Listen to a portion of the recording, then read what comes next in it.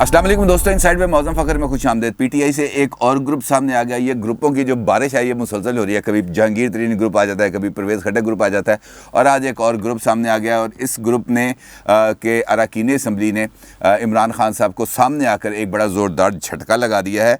एक और इत्तेहादी ने आंखें दिखाना शुरू कर दी हैं और भरे इजलास में 4 साल पुराने वादे याद दिलाकर इमरान खान साहब को हैरान और उस मजलिस में मौजूद दीगर अरकान को परेशान कर दिया। जनूबी पंजाब सूबा महाज, इसका नाम तो आपने ज़रूर सुना होगा। जनूबी पंजाब सूबा महाज जो अब पीटीआई में शामिल हो चुका है, उसने इमरान खान को एक बड़ी धमकी दी है। अब मामला ये है जनाब के खुसरो बख्तियार साहब, आपको मालूम है कि बड़े इम्पॉर्टेंट वज़ीर हैं इमरान खान साहब की काबीना के, बल्कि वो हर एक काबीना के वज़ीर हैं। पीपल्स पार्टी की गवर्नमेंट थी, पीपल्स पार्टी के वज़ीर थे। कावली की गवर्नमेंट थी, कावली के वज़ीर थे। नवाज शरीफ साहब की गवर्नमेंट थी, नवाज शरीफ साहब के वज़ीर थे। और अब इमरान खान साहब की गवर्नमेंट है तो इमरान खान साहब के भी वज़ीर हैं। वो आज गए उस इजलास में जो इमरान खान साहब ने बुलाया था। सवाल ये है कि वो उस इजलास में क्यों गए। जनूबी पंजाब सूबा महाज पर कप्तान का अब मौक़िफ़ क्या है। इमरान खान ने जो चाल चली थी उनको इस इजलास में बुलाकर वो चाल उन पर उल्टी क्यों पड़ गई। और इमरान खान को ये जो ताज़ा ये जो ग्रुप सामने आया है, इसने जो धमकी दी है, इसके पस मंज़र में क्या क्या चीज़ें चल रही हैं, ये जानना बहुत ज़्यादा इंपॉर्टेंट है। और इसके नतीजे में हमें समझ आ जाएगी कि इमरान खान साहब को हर एक मरहले पर एक नए बहरान का क्यों सामना करना पड़ा है। इस सारी सूरत पर बात करेंगे। इमरान खान साहब की ज़ेर सदारत कोर कमेटी के इजलास पर बात करेंगे, उस इजलास के फैसलों पर बात करेंगे। लेकिन उससे पहले शेख रशीद की एक आखिरी मुलाकात का अहवाल भी आपको बताऊँगा। शेख रशीद साहब ने मुलाकात की है आज वज़ीर आला पंजाब सरदार उस्मान खान बुज़दार साहब से।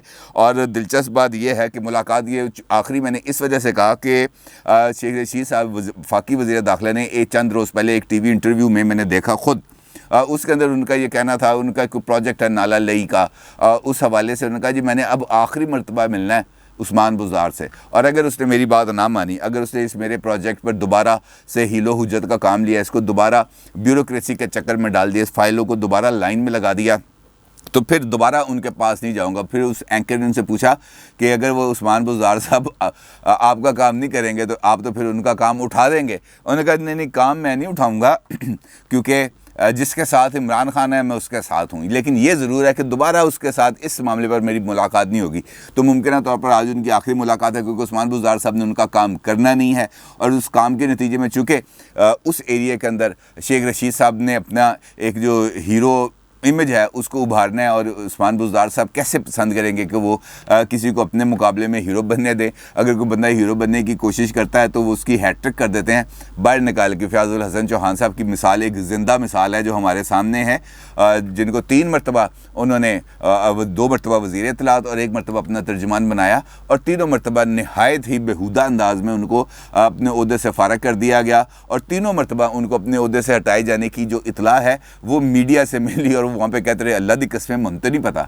और ये है सूरत में जिस तरीके से हुकूमत चला रहे हैं उस्मान बुज़दार साहब, उसके नतीजे में यकीनी तौर पर ऐसे ही फैसले सामने आएंगे। शेख रशीद साहब की मुलाकात हुई और फिर उन्होंने मीडिया टॉक भी की जिसके अंदर उन्होंने एक मरतबा फिर मरीम साहबा को तनकीद का निशाना बनाया। उनका ये कहना था कि जो मरीम साहबा हैं ये अपने चचा के रास्ते में रुकावट पैदा करती हैं। जब वो रास्ता बनाना शुरू करते हैं मरीम साहबा सामने आके उनका ना सिर्फ रास्ता रोक देती हैं बल्कि उनकी सारी की सारी गेम ख़राब कर देती हैं। और उनका कहना था कि अब भी ऐसा ही हुआ। शहबाज शरीफ साहब रास्ता बना रहे थे और मरीम साहबा ने प्रेस कॉन्फ्रेंस करके और टारगेटेड प्रेस कॉन्फ्रेंस करके और जनरल फैज़ हमीद साहब का नाम लेकर बात करके उस सारे किए किराए पर पानी फेर दिया है। क्योंकि जो शहबाज शरीफ हैं वो ज़रा बिल्कुल स्लो अंदर जो है वो अपनी कार्रवाई डालते हैं। मरीम साहबा ने एकदम ब्लो कर दिया जिसके नतीजे में ये जो सारी की सारी वारदात है ये ख़त्म हो गई। अब देखना ये है कि शेख रशीद साहब की ये जो आखिरी मुलाकात है ये कामयाब होती है ये नहीं होती, लेकिन मुझे ऐसा लग रहा है कि इस मुलाकात में कामयाबी के इम्कानात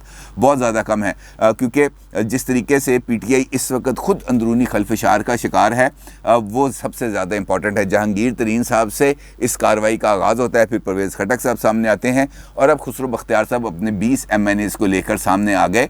मामला ये था कि आपको पता है कि पेंडोरा पेपर्स लीक हुए।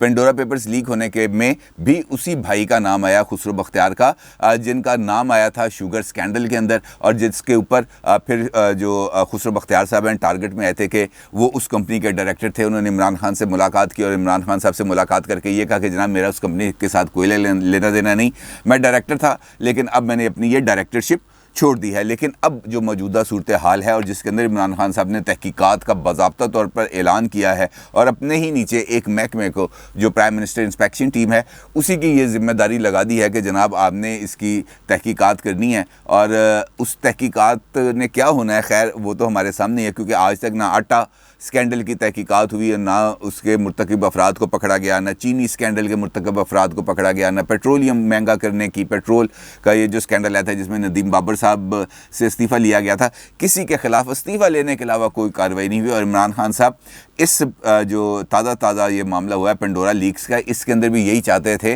कि खुसरो बख्तियार साहब से इस्तीफ़ा लिया जाए, और इसीलिए उन्होंने आज कोर कमेटी का जो PTI का इजलास था उसके अंदर खुसरो बख्तियार साहब को खुसूसी दावत देकर बुलाया कि जनाब आप आएँ, क्योंकि इससे पहले खुसरो बख्तियार साहब कोर कमेटी का ना कभी मेंबर रहे हैं, ना कोर कमेटी का हिस्सा रहे हैं, और ना ही PTI की जो बिल्कुल इमरान खान साहब का जो करीबी हल्का है उसके अंदर शामिल रहे। आज उनको बुलाना मानी खेज था, और उनको बुलाना सिर्फ इस वजह से मकसूद था कि उनको ये कहा जाए कि जनाब हमारी हुकूमत के इमेज में बेहतरी के लिए ज़रूरी है कि जब तक ये तहकीकात पेंडोरा पेपर्स की जारी हैं आप इस्तीफ़ा दे दें। जब इमरान खान साहब के करीबी साथियों ने, इमरान खान साहब ने ख़ुद तो नहीं कहा खुसरो बख्तियार को, लेकिन उनके जो साथ लोग बैठे होते हैं हमायती शहबाज गिल टाइप जैसे, उन्होंने इस तरह की बात की खुसरो बख्तियार साहब से, जिस पर खुसरो बख्तियार ने कहा कि जनाब इस्तीफ़ा तो हम दे देंगे, बल्कि मैं क्या, मेरे साथ जो जनूबी पंजाब सूबा महाज के 20 अरकान हैं वो तमाम के तमाम भी इस्तीफ़ा देने के लिए तैयार हैं।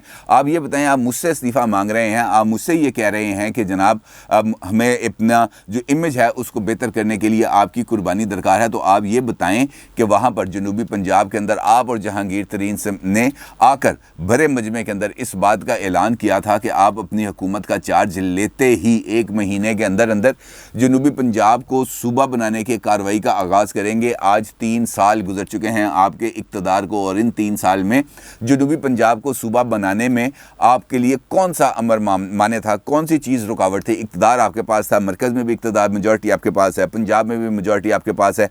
पंजाब में करारदाद ऑलरेडी जनूबी पंजाब सूबे के लिए मंजूर हो चुकी हुई है, कौमी असम्बली से भी ऑलरेडी मंजूर हो चुकी हुई है, और साबिक दौर के अंदर जब पीपल्स पार्टी का दौर था तो एक स्पेशल कमेटी भी बनी थी जिसने नए सूबे के इंतज़ाम के हवाले से और जो महकमे थे उनकी ट्रांसफ़र वगैरह वगैरह इस सारे मामलात के लिए अपनी रिपोर्ट भी बनाई थी। आपने तो बस उन तमाम चीज़ों को लेके आगे चलना था और उसको एग्जीक्यूट करना था, लेकिन अभी तक आपसे ये काम नहीं हो सका। तो आप मुझसे किस हिसाब से इस्तीफ़ा मांगते हैं? इस्तीफ़ा तो आपको देना चाहिए या आपके हमायदीन को देना चाहिए।